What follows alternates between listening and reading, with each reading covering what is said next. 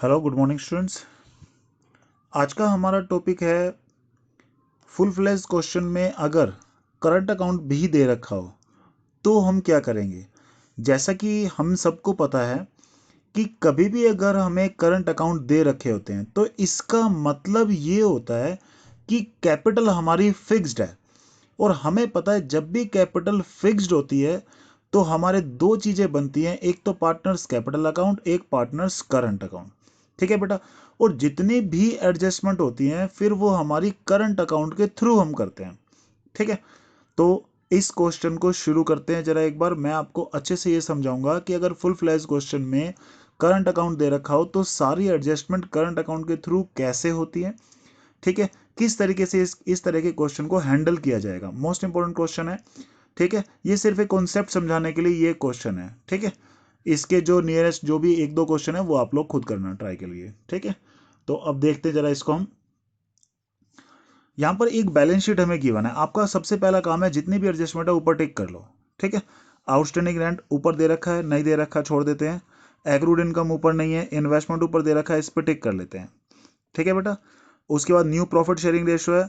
Z 60,000 रुपये capital लेके आया। ठीक है। Z is to pay an equal amount of his share of firm's goodwill. Firm की गुडविल है उसमें से उसका जो भी शेयर बनता है वो लेके आएगा। ठीक है। उसके क्या कहता है लास्ट 3 ईयर्स का एवरेज प्रॉफिट दे रखा है, यानी कि गुडविल की जो कैलकुलेशन करनी है वो कैसे करनी है। ठीक है। ये इसने क्लियरली लिख दिया है, Z is to pay an amount equal to his share in firm's goodwill valued at twice the average profit of last 3 years. यानी कि 3 साल का एवरेज प्रॉफिट निकालने के बाद ईयर परचेज हमारा 2 दे रखा है, क्या आ जाएगी goodwill of the firm. Goodwill of the firm में से जेड का जो शेयर बनता है उतना शेयर वो इक्वल अमाउंट में लेके आएगा। ठीक है। फिर ये कह रहा है half of the amount of goodwill is to be withdrawn by X and Y. यानी कि गुडविल का जो हाफ अमाउंट है वो एक्स एंड वाई ने विड्रॉ कर लिया है। ठीक है। तो ये कुछ एडजस्टमेंट्स गिवन है। अब मैंने जैसे कि बताया आपको, सबसे पहले जो बैलेंस शीट के आइटम है उनको हम ट्रांसफर करेंगे। सबसे पहले क्या करने वाले हैं हम, बैलेंस शीट के जो आइटम है उनको ट्रांसफर करेंगे। देखो कैपिटल अकाउंट में जाएंगे, करंट अकाउंट में जाएंगे, जनरल रिजर्व। मैंने तुम्हें बताया था कोई भी रिजर्व प्रॉफिट या लॉस अगर दे रखा हो, ठीक है, तो वो कहाँ जाता है पार्टनर्स कैपिटल अकाउंट में। पर अब तो करंट अकाउंट दे रखा है तो सारी एडजस्टमेंट किसके थ्रू होंगी, करंट अकाउंट के थ्रू। तो जनरल रिजर्व भी कहाँ ट्रांसफर कर देंगे, करंट अकाउंट में। गुडविल, गुडविल हाथ पे दिया है, जब भी कभी एसेट साइड में गुडविल दी हो तो गुडविल को हमें क्या करना होता है, राइट ऑफ करना होता है। तो गुडविल भी राइट ऑफ कहाँ करेंगे हम, करंट अकाउंट में। ठीक है। बाकी जो एसेट जहां है वहीं रहेगी, सारी एसेट एसेट में लिखेंगे, लाइबिलिटी आउटसाइड लाइबिलिटी लाइबिलिटी में लिखेंगे। ठीक है। एसेट को एसेट में लिखना है, लाइबिलिटी को लाइबिलिटी में ही लिखना है। सिर्फ पार्टनर्स कैपिटल या करंट अकाउंट में क्या आएगा, कैपिटल या करंट अकाउंट के बैलेंसेस, कोई भी रिजर्व दे रखा हो, कोई भी प्रॉफिट या लॉस दे रखा हो, या एसेट साइड में गुडविल दे रखा हो तो वो। ओके। बैंक का बैलेंस हमारा दे रखा है तो वो किस नाम से लिखेंगे, बैलेंस बीडी के नाम से लिखेंगे। कितना है हमारा 15,000। उसके बाद डेटर दे रखे हैं, प्रोविजन फॉर डाउटफुल डेट्स दे रखा है। ठीक है। ये क्या है हमारे लिए, एसेट। तो ये कहाँ रहेंगे, एसेट साइड में ही रहेंगे। तो यानी कि डेटर डेटर हमारा कितना है 60,000 है। ठीक है। उस पर प्रोविजन भी था। ठीक है। प्रोविजन कितना है 2400 है। Okay. Provision for doubtful dates पे एडजस्टमेंट भी है, इसलिए पहले इसको हम इनर कॉलम में लिख के छोड़ रहे हैं। ओके। आगे बढ़ते हैं। इसमें पेटेंट्स हमारा दे रखा है। ठीक है। पेटेंट्स में कोई एडजस्टमेंट नहीं है तो इसको हम एज इट इज लिख देंगे। ठीक है। उसके बाद है हमारी इन्वेस्टमेंट। इन्वेस्टमेंट पे हमारी एडजस्टमेंट है तो पहले इसको इनर कॉलम में लिख के छोड़ देते हैं। फिर है हमारा फिक्स एसेट्स। फिक्स एसेट्स में हमारी कोई भी इन्वेस्टमेंट कोई भी एडजस्टमेंट नहीं है तो इसको हम एज इट इज लिख के छोड़ देते हैं। ठीक है। फिर है हमारा क्रेडिटर, लाइबिलिटी को भी एज इट इज लिख के छोड़ देते हैं, इसमें भी कोई एडजस्टमेंट नहीं है। फिर दे रखा है जर्नल रिजर्व। जर्नल रिजर्व कहाँ बांटते हैं, पार्टनर्स कैपिटल अकाउंट में। पर क्योंकि इस क्वेश्चन में करंट अकाउंट दे रखा है तो सारी एडजस्टमेंट करंट अकाउंट के थ्रू होंगी। तो जर्नल रिजर्व को भी कहाँ बांटेंगे हम, करंट अकाउंट में। तो बाय जर्नल रिजर्व इसको बांटा रेशो में, तो हमारा 21,600 14,400। ओके। इनकी रेशियो दे रखी थी 3:2, 3:2 में हमने इसको बांट दिया। ओके। अब आगे बढ़ते हैं। करंट अकाउंट के बैलेंसेस दे रखे हैं हमारे तो बैलेंस बीडी के नाम से करंट अकाउंट के बैलेंस लिख देंगे 30,000, 6,000। ठीक है, कैपिटल अकाउंट के बैलेंस भी दे रखे हैं, तो कैपिटल अकाउंट के बैलेंस कैपिटल अकाउंट में लिखेंगे बाय बैलेंस बीडी 1,80,000 और 90,000। ठीक है बेटा, अब बैलेंस शीट के सारे आइटम को हमने ट्रांसफर कर दिया। अब ये कह रहा है जेड एडमिट हुआ as a new partner. Okay, फिर ये कह रहा है provision for doubtful debts is to be maintain at 5% on debtor. Debtor दे रखे थे 60,000, 60,000 का 5% होता है 3,000। ठीक है बेटा, अब पहले से ही हमारा जो प्रोविजन दे रखा है, प्रोविजन फॉर डाउटफुल डेट्स, अब प्रोविजन हो गया 3,000 रुपए का। पहले से ही प्रोविजन दे रखा था 2,400 का, जो क्वेश्चन में ही दे रखा है। तो हमारा जो एक्स्ट्रा लॉस हो गया वो कितने का हो गया, 600 रुपीज का एक्स्ट्रा लॉस हो गया। फिर ये कह रहा है एक्रूड इनकम। एक्रूड इनकम हमारे लिए बेटा इनकम हो गई। ठीक है, फायदा हो गया, फायदा हुआ तो कहां लिखेंगे हम, क्रेडिट साइड में लिख देंगे इसको। इसके बाद ये कह रहा है एक्स टेक और इन्वेस्टमेंट। एक्स ने क्या ले ली, इन्वेस्टमेंट ले ली है। ठीक है बेटा, यहां पे लिखा हुआ है जेड ने इन्वेस्टमेंट लिया 18,000 रुपए में। ठीक है, इन्वेस्टमेंट थ्री कितने की, हमारे पास 24,000 की इन्वेस्टमेंट थी, उसने 18,000 में ली, तो कितने कम में ली, 6,000 कम में ली, तो 6,000 का हमारा क्या हो गया, लॉस।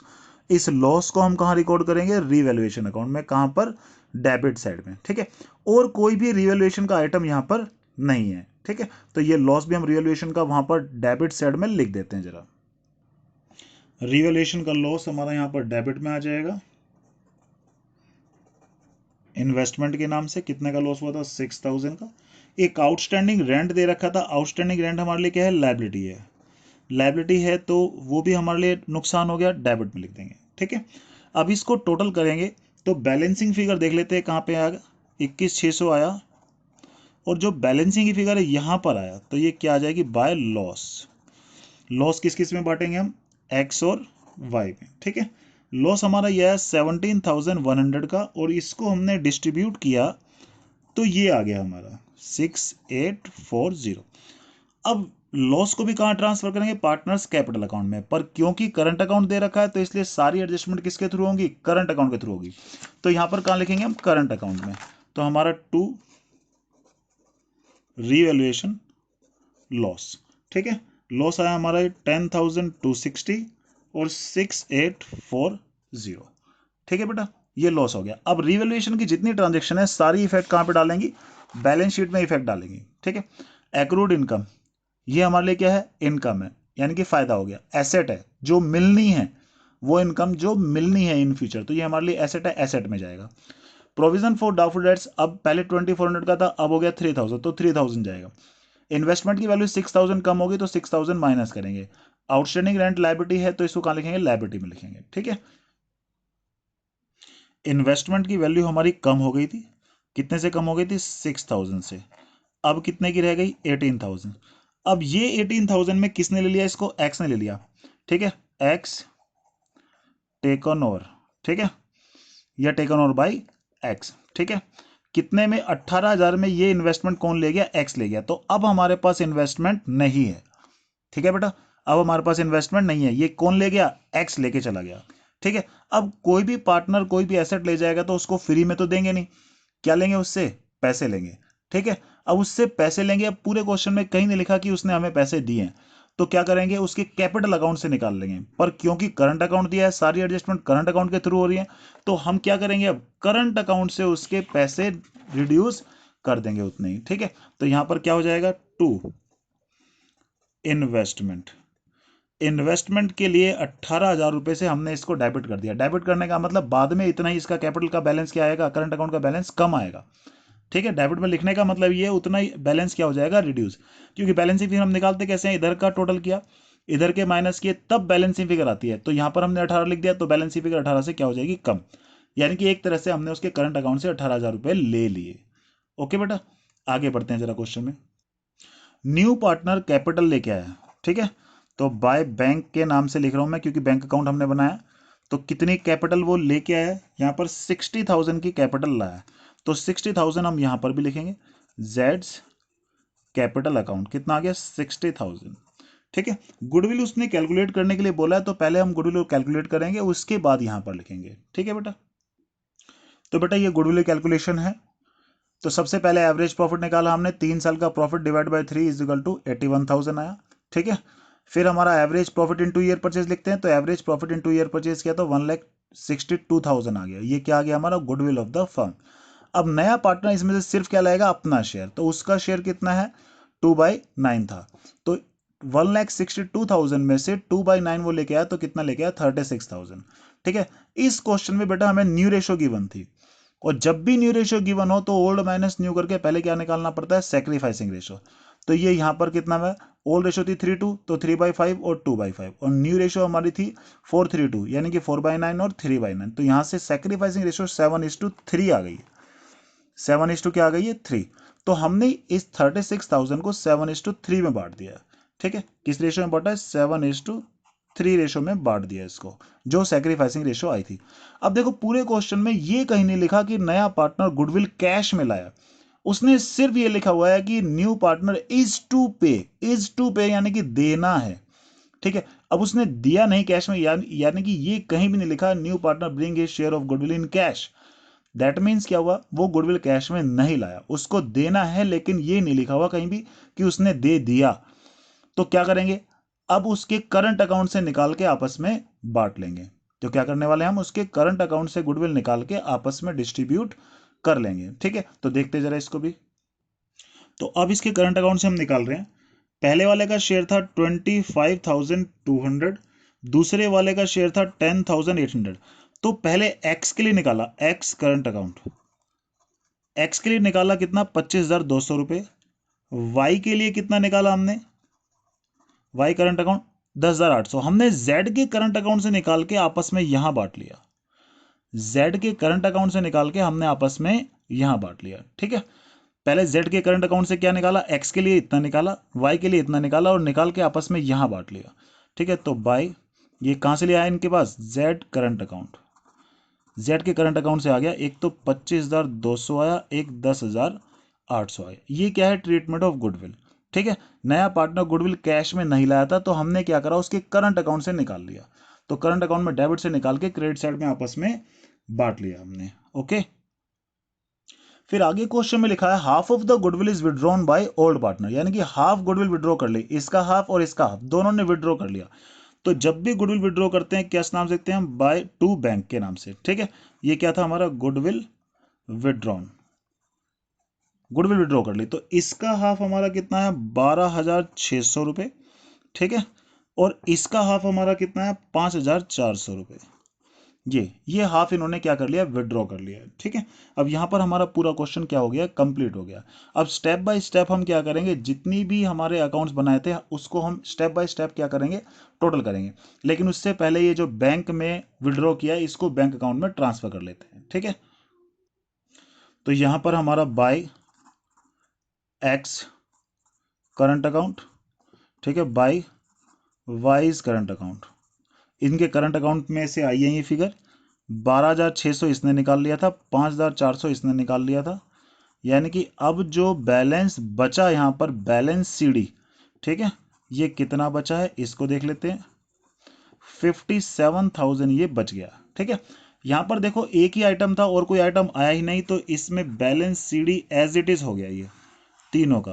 तो 1,80,000, 90,000, ठीक है, 60,000। ठीक है, टोटल भी हमारा यही आ गया, क्योंकि और कोई भी आइटम नहीं आया, क्योंकि सारे के सारी चीजें एडजस्ट हुई थी किसके थ्रू, करंट अकाउंट के थ्रू एडजस्ट हुई थी, इसलिए हमारा यहां पर कुछ भी नहीं आया है। ठीक है बेटा, अब हम क्या करते हैं, करंट अकाउंट को भी टैली कर लेते हैं, यहां से क्या करेंगे, बैलेंस शीट में डाल देंगे, इसका ये बैलेंस बैलेंस शीट में डाल देंगे, और करंट अकाउंट को भी टोटल कर लेते हैं। करंट अकाउंट की जो बैलेंसिंग फिगर आई है उसको भी देख लेते हैं, बैलेंस सीडी।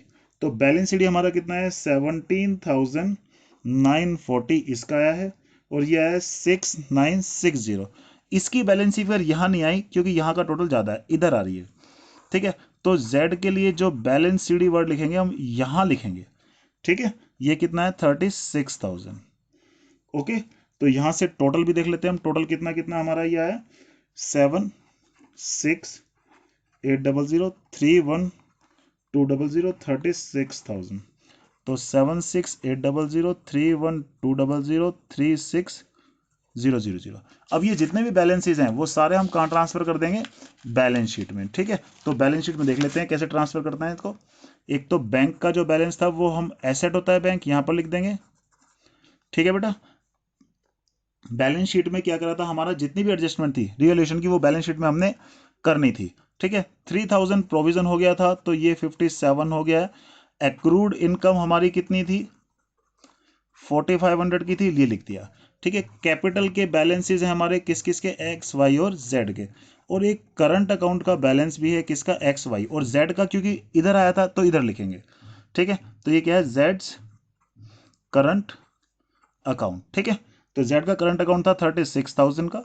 ठीक है, एक्स का करंट अकाउंट है 179406960 और इनके बैलेंस कितने थे हमारे, 1,80,000, 90,000 और 60,000। ठीक है, और ये बैलेंस शीट हमारी टैली हो गई है। ओके, तो आपको समझ में आया कि जब भी कभी करंट अकाउंट दिया हो हमें क्या बनाना पड़ेगा, करंट अकाउंट बनाना पड़ेगा। करंट अकाउंट बनाएंगे तो सारी एडजस्टमेंट करंट अकाउंट के थ्रू होंगी। ठीक है, कैपिटल अकाउंट में सिर्फ कैपिटल आएगा। ठीक है, और अगर कोई कैपिटल विड्रॉ करेगा तो सिर्फ वो आएगा। ठीक है, जैसे यहां पर सिर्फ कैपिटल आया, बैलेंस शीट यही आ गया, बाकी कुछ नहीं आया। रिवैल्यूएशन तो हम सब जानते ही हैं कैसे बनाना है, बैलेंस शीट में इसका कैसे इफेक्ट लेना वो हमें पता ही है। एक्रूड इनकम दे रखा था, एसेट में लिख दिया। ये हमारा कितना 3000 हो गया था, प्रोविजन बढ़ के वो 3000 ले लिया। इन्वेस्टमेंट हमारी 6000 कम हो गई थी, वो लिख दिया। आउटस्टैंडिंग रेंट हमारा कितना है, 15,000 है, तो आउटस्टैंडिंग रेंट भी हमारा क्या करेंगे, 15,000 यहाँ पर लिख लेते हैं। आउटस्टैंडिंग रेंट कितना हमारा, 15,000। ठीक है, अब हमारा ये क्वेश्चन पूरा का पूरा क्या हो गया, कंप्लीट हो गया। ठीक है, आप इस क्वेश्चन को ध्यान से समझें और उसके बाद इस जैसे एक दो क्वेश्चन खुद ट्राई करने की कोशिश करें। ओके बेटा, ओके बेटा, हैव ए गुड डे।